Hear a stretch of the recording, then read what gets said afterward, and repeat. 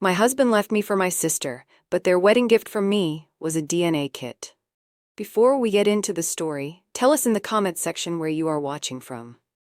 And don't forget to subscribe to the channel, turn on notifications, and leave your honest review. If you had told me 3 years ago that the two people I loved most in the world would betray me in the most disgusting way imaginable, I would have laughed. Not because I thought it was impossible, but because some betrayals are so grotesque, so deeply personal, that your brain refuses to process them, even when they're staring you dead in the face. My name is Lena. I was married to Ethan for 10 years. 10 long, beautiful, believed to be happy years. We didn't have children, though not for lack of trying. But we had a life. A house with warm yellow walls, Sunday morning pancakes, vacation photos lining the hallway. The kind of life you spend your 20s building and your 30s maintaining. And then there was Claire, my younger sister, my best friend, my partner in crime since we were little girls, braiding each other's hair and sneaking cookies from the kitchen. She used to joke that she couldn't wait to meet a man like Ethan one day. And I used to smile proudly when she said that. Because I had what other women dreamed of: a solid marriage, a sister who adored me. A life that looked perfect from the outside, and it was, until it wasn't. The shift was slow at first, like a creaking door you don't notice until it slams shut. Ethan started coming home later, tired, distracted, always on his phone. I asked him about it once, half joking, and he shrugged. Work stuff. You know how Q4 is, but it wasn't Q4, and it wasn't work. I just didn't know that yet. Claire started acting strange, too. She stopped dropping by unannounced like she used to. When she did visit, she barely looked me in the eyes. Always in a rush, always checking her phone, her smile strained, her hugs a little too quick. Still, I told myself it was nothing. We were adults. People get busy. Life changes. That's what I told myself the day I found one of Claire's earrings on the floor of my bedroom. A pearl stud, identical to the pair I gave her for her birthday last year. I picked it up, heart thudding, staring at it like it was a grenade. I told myself maybe it fell off when she hugged me. Maybe she'd been in the bedroom helping me sort laundry the week before. I couldn't remember. I didn't want to remember. I didn't ask questions. I didn't scream or cry. Instead, I tucked it into the drawer of my nightstand, right next to the growing pile of doubts I was trying to ignore. But the truth doesn't stay hidden for long. It was a Thursday evening. I had just made dinner, lemon chicken, Ethan's favorite. He didn't touch it. He sat across the table from me, fork idle, eyes dark and empty like someone who had already left but forgot to pack. And then just like that, he said it. I'm leaving. I laughed. Actually laughed. I thought it was one of those twisted jokes he'd sometimes make when he was overtired. But the look in his eyes, steady, cold, rehearsed, froze the air in my lungs. For who? I whispered. The silence that followed should have been the answer. But Ethan, he always liked clarity. For Claire. Just like that. For Claire. He didn't flinch, didn't even have the decency to look away, and all I could think in that moment was, she knew. She knew he was mine, and she took him anyway. I don't remember much after that, just the sound of the front door closing behind him, the smell of untouched lemon chicken, and the feeling of my world splitting down the middle. I cried for 3 days, didn't shower, didn't eat. My phone buzzed nonstop, Claire calling, texting, begging to talk. I couldn't even open the messages. I didn't want her words. I didn't want her reasons. I wanted to wake up in a world where this never happened. But real life doesn't come with a rewind button. The worst part? My parents were heartbroken, but not surprised. As if they, too, had felt something brewing beneath the surface, like a bad storm on the horizon. And just when I thought I'd finally started to breathe again, just when I thought the worst was over, the invitation came. A white envelope. Thick, expensive paper. Their names in gold-embossed print. Claire and Ethan invite you to celebrate their wedding. Their wedding. I stared at the card, reading it over and over, waiting for my brain to register what my heart already knew. This wasn't a dream. This was my life now. My husband was marrying my sister. I should have torn it up, should have thrown it in the fire and spat on the ashes, but instead, I smiled. Because something had shifted inside me. Something cold, calculated. And as I stood in my quiet kitchen, invitation trembling in my hands, One single thought echoed through my mind. I'm going to their wedding.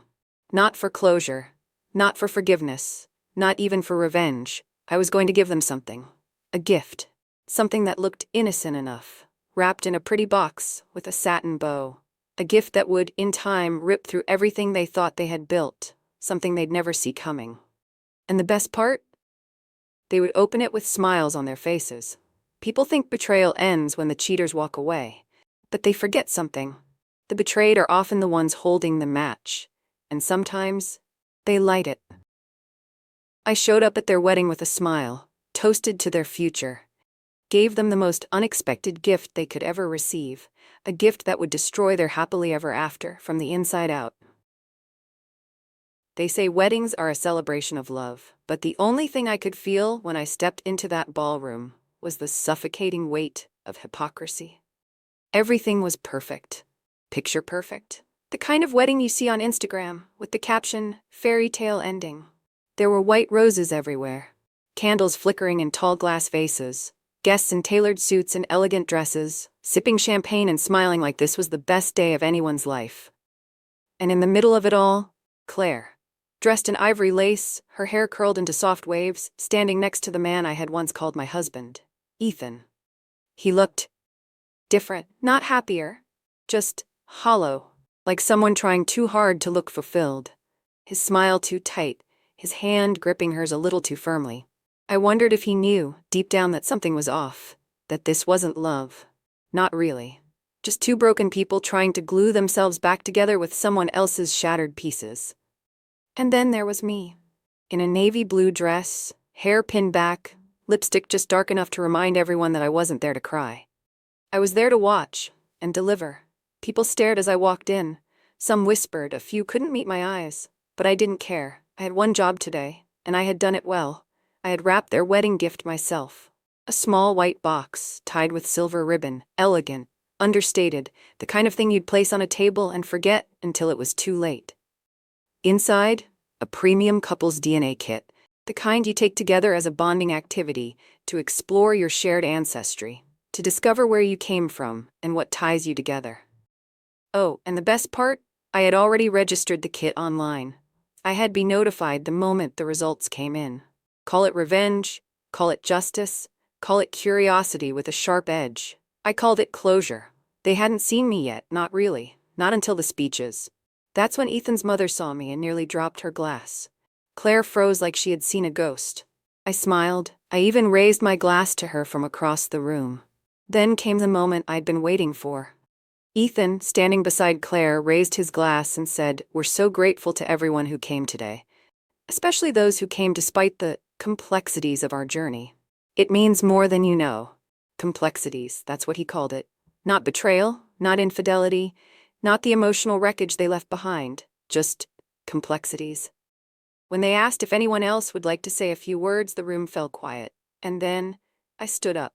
Chairs shifted, people gasped. My mother shook her head slightly, her eyes begging me to sit down. But I didn't. I walked to the front, heels clicking against polished tile, my pulse calm, controlled. I turned to face the crowd and smiled. I just want to say how happy I am for Claire and Ethan. Finding love in this world is never easy. Sometimes it finds you in the most unexpected places. Sometimes, right in your sister's bed. Nervous laughter trickled around the room. Claire looked like she might faint. Ethan's jaw tightened. But truly, I continued, love is about honesty, transparency, building a future with someone, and knowing exactly who you are and where you come from. I turned and handed them the gift box, 29945. A little something to help you start that journey. I hope it brings you clarity. Then I walked away. No drama, no shouting, just quiet devastation wrapped in a bow. As I left the reception hall, I heard the band start playing again. People tried to return to normal, as if I hadn't just detonated a truth bomb in the center of their little love story. But I knew better. They would open the gift. Maybe not that night. Maybe not even the next. But curiosity is a powerful thing. And secrets have a nasty habit of crawling out when you poke them with a swab and send them off in a biohazard bag. And me? I went home, took off my dress, poured a glass of wine, and waited. The truth was coming. And this time, I wasn't the one who would be destroyed by it. I kept checking the tracking number on the kit, watched it arrive at the lab, watched as the status changed from received to processing.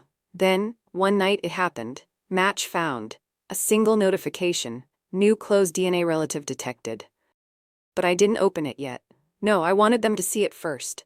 Ethan, Claire, sitting on their couch maybe, laughing, curious, innocent in their ignorance. They'd open that email, expecting fun facts about Scandinavian ancestry, or maybe a quirky heritage surprise. What they'd get would burn everything they'd built to the ground. Because the truth doesn't come with a warning label. It comes in waves, and theirs was just about to crash. The results came in, and what they revealed was worse than I ever imagined. Worse than betrayal, worse than heartbreak. Because what ties us together can also tear us apart. They say the truth will set you free, but sometimes it just rips the ground out from under you. The morning the DNA results came in, I was at my kitchen table, still in my robe, coffee untouched. The light outside was gray and cold, filtering through the blinds like the world had pressed pause just for this moment. I stared at the subject line in my inbox. Your DNA results are in. New close relative match found. My hands were steady, but my heart pounding like it knew what was coming. I clicked. There it was. A list of genetic matches, a detailed breakdown of ancestry. But my eyes zeroed in on one line, highlighted in yellow. Parent-child match, Claire Matthews. I froze. My sister, my younger sister, listed. Not as a sibling, but as a biological match to a child. A daughter. I blinked. No, that couldn't be right. I checked the fine print, verified the markers, looked up the terminology, cross-referenced the FAQs. I even called the hotline, pretending to be someone else. And every expert I spoke to confirmed it. The results didn't say Claire was my child. They screamed it. And in that moment, my world cracked open. Because Claire isn't my daughter. She's my sister. Isn't she? Or at least, that's what I had always believed. I was 17 when Claire was born. A surprise baby, our parents said. Mom was almost 40. Dad had just retired from the Navy. I remember holding her for the first time, marveling at her tiny hands, the way she latched onto my finger like she knew me. Now I wondered if she did. If she always had. My mother had passed 3 years earlier from a stroke. My father, gone even longer. No one left to explain what this meant. No one to tell me if this was some clerical error or a long-buried truth finally clawing its way to the surface. And then I remembered something. A conversation, half forgotten, from years ago. I had just turned 18 and came home from college for spring break. Mom had been tense, emotional.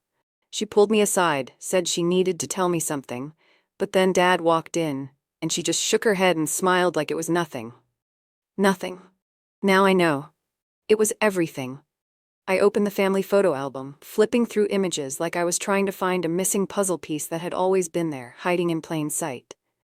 Me at 16, in baggy sweatshirts. Quiet, withdrawn. Then photos of Claire as a baby. In every single one I was right there. Holding her, feeding her, staring at her with this deep, haunting kind of affection I couldn't explain back then. Now I could, because Claire wasn't just my sister, she was mine, my child. And I had no memory of it, no pregnancy, no birth, nothing, unless someone took that memory from me. I drove to the hospital where I was born. The records department was reluctant at first, but I pushed, hard, told them I needed to see my file. When I opened it, I stopped breathing. There it was. Lena Matthews, age 17, admitted for labor complications, cesarean section. Date, March 18th, Claire's birthday. My hands trembled as I flipped through the discharge summary. The final note read, patient discharged. Child placed in care of legal guardians, John and Elaine Matthews. My parents, they had adopted my child and never told me. I remember screaming. Loud, raw, alone in my car. It was the kind of scream that doesn't have words, just pain. Decades of it.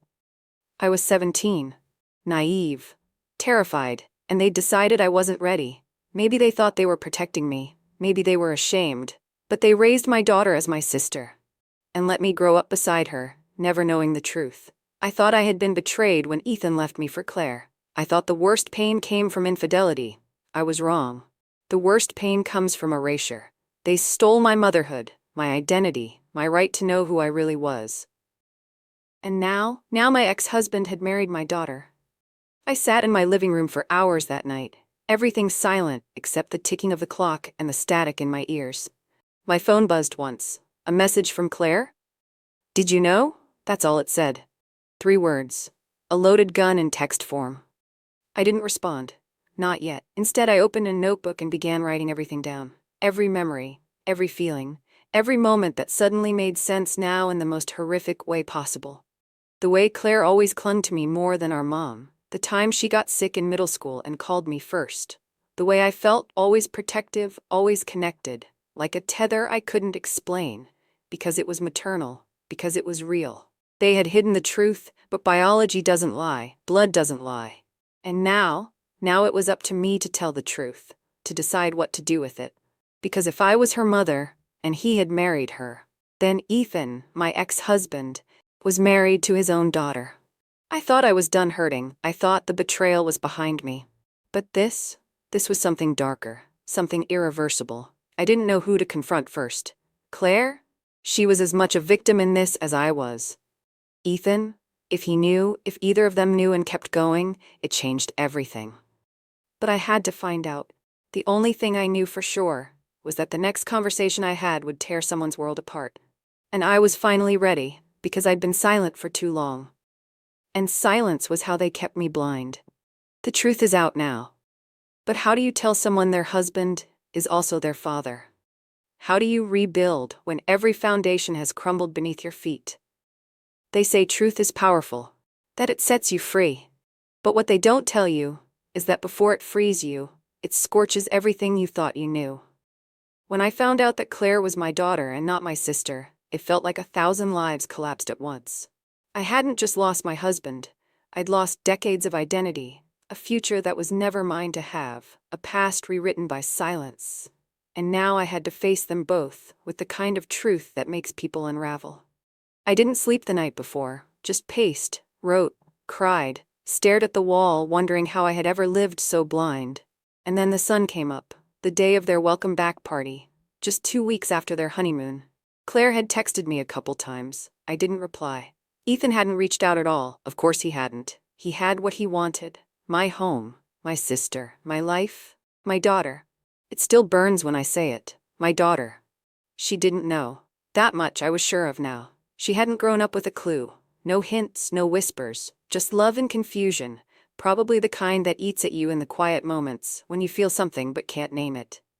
And now I was going to name it for her, for both of them. Whether they were ready or not. I arrived early. Their apartment was decorated with gold balloons and champagne glasses lined up like soldiers.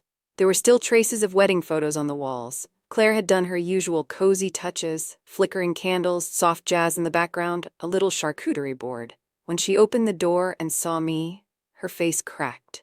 Just for a second. Then came the smile. "Lena." She breathed. "You came." I stepped inside and nodded. I hadn't told her I was coming, but I knew she'd want answers, and I had them. "I need to talk to you," I said, privately. Before she could ask why, Ethan stepped in from the hallway, drink in hand. His smile died when he saw me. "Oh," he said flatly. "Didn't expect you." "No," I said, "you wouldn't." Claire looked between us, sensing the static in the air. Her fingers tightened around her champagne glass. "I'll get us some tea," she said awkwardly, retreating to the kitchen. I took a seat at their dining table. Ethan leaned against the counter, arms crossed, that smug edge still painted on his face. But I had the upper hand now, and he didn't even know it yet. Claire returned with tea. We sat. I didn't wait long. "I got the DNA results," I said. She blinked. He froze. "I ordered one of those kits," I continued, eyes fixed on Claire. Part curiosity, part closure. I wanted to know who I was. After everything fell apart, I let the words sink in, and what I found, I said slowly, was a close relative match. I pulled out the printed report from my bag and laid it on the table. Parent, child. Claire looked down. She read it once, twice, then again. "No," she whispered. "No, this can't, this is." She looked at me, horrified. "You're saying I'm your?" I nodded. My voice cracked. "Yes, I'm your mother." She covered her mouth. The glass in her hand trembled. Tears welled up instantly. But not just from confusion, there was something deeper there. A bone-deep betrayal. A childhood shattered in real time. Ethan stood. "This is ridiculous," he said sharply. "It's a mistake. Those kits aren't accurate." "They're accurate enough," I said, pulling out the hospital file. "Records, cesarean birth, March 18th. My name, my age, my signature, and your names, Mom and Dad, listed as guardians, not parents. I turned back to Claire. They adopted you. After I gave birth? They never told me. They never told you. Claire's whole body shook. Why would they? Why didn't they? I don't know, I said. Maybe they thought they were protecting us both. Maybe they were ashamed. But it doesn't change the fact that you are my daughter. And that I looked at Ethan now, and my stomach turned. That you married the daughter of your ex-wife. Ethan's face was pale now, lips tight. But Claire? She turned to him, and something inside her broke. You knew, she said in a whisper. Didn't you? He didn't answer. You knew, she screamed, standing up so fast her chair tipped backward. Claire, he started, but the panic in his voice gave him away. I found the DNA kit, she sobbed. The one you said you threw away. You kept it. You ran it before the wedding, didn't you? Silence, the kind that suffocates a room, he swallowed. I didn't want to believe it, he said finally. I thought maybe it was wrong, maybe it would go away. I didn't know what to do. We were already in love, already planning everything. I couldn't stop it. You wouldn't have believed me if I told you. Claire slapped him. The sound rang out like a gavel. You're disgusting, she whispered. You lied to me. You let me marry you, knowing I was her child. Tears streamed down her face. Mine too. I stood up. Put the hospital file in her hands. You were never my enemy, I told her. You were stolen from me. I lost you once. I won't let you live in this lie. She collapsed into my arms, trembling, gutted. We held each other like two people trying to rewrite time. Ethan stepped back, eyes glassy. What now? He asked hoarsely. I turned to him. You leave, I said. You disappear, you vanish, you let her heal.